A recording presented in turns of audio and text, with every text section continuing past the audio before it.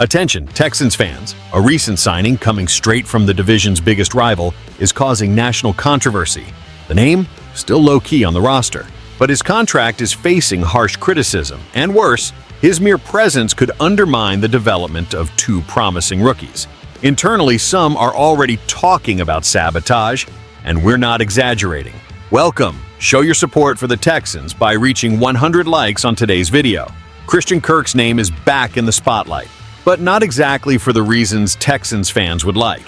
The signing of the wide receiver, coming in a trade with the Jacksonville Jaguars, sparked mixed reactions at the time it was announced. But now the backlash is even more bitter. Kirk has been labeled one of the most overrated players in the NFL, according to a survey by Bleacher Report.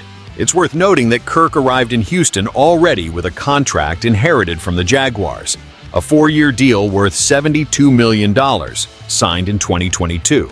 At the time, this contract was heavily criticized for resetting the market at the position and inflating salary demands of other receivers.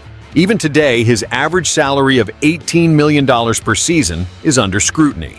Although the blame for the signing does not fall on the Texans, who merely absorbed the contract, the issue now is different. The real cost-benefit of Christian Kirk within this roster, especially after 2 years of unstable performance and several games missed due to injury. According to recent data, Kirk has played only 17 games over the past 2 seasons. In contrast, since his peak in 2022, when he registered 1,108 yards and 8 touchdowns, he has not been able to replicate the same level of impact. Even so, in a projection of 17 games, he accumulates respectable numbers: 71 receptions, 991 yards, and 4 TDs.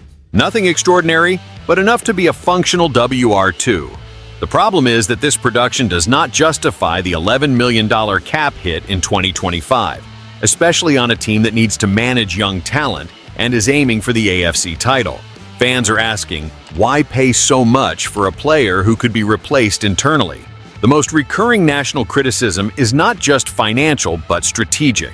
With the presence of names like Nico Collins, Tank Dell, when healthy, and rookies Jaden Higgins and Jalen Noel, there is a feeling that the development space for the young players could be compromised due to the priority given to Kirk.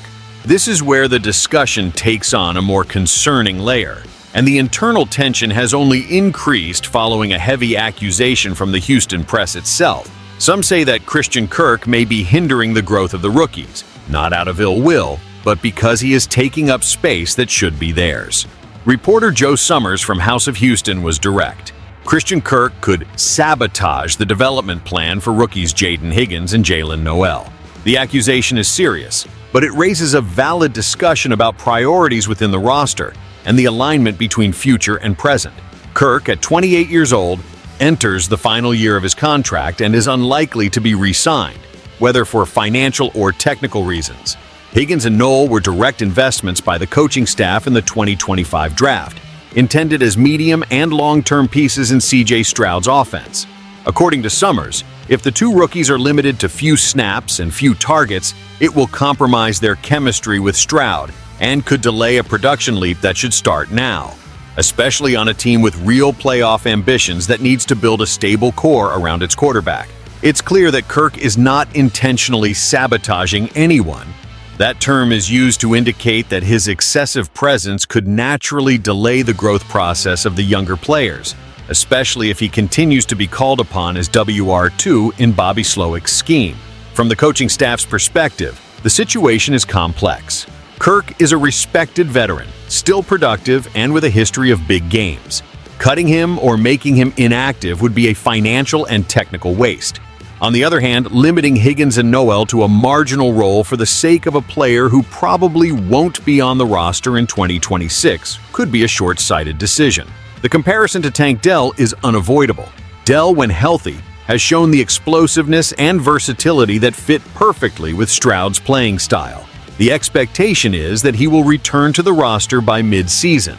When that happens, there will be 3 veteran WRs sharing space, which could further reduce the playing time for the rookies. The challenge for DeMeco Ryans and the offensive coordinator will be to find the balance between keeping the offense productive in the present and preparing future talents. And it won't be simple. If Kirk has a strong start to the season, it will be hard to argue for a reduction in his snaps. But if he gets injured or doesn't perform as expected, the pressure for more playing time for the rookies will be inevitable. The Texans front office is betting heavily on the current window of opportunity, with Stroud still on a rookie contract. But ignoring the development of young pieces just to keep a veteran on the field could be costly in 2026 and 2027. The hardest decision for the front office will be choosing between security and projection. Kirk is not the problem. The problem is the dilemma that his presence creates.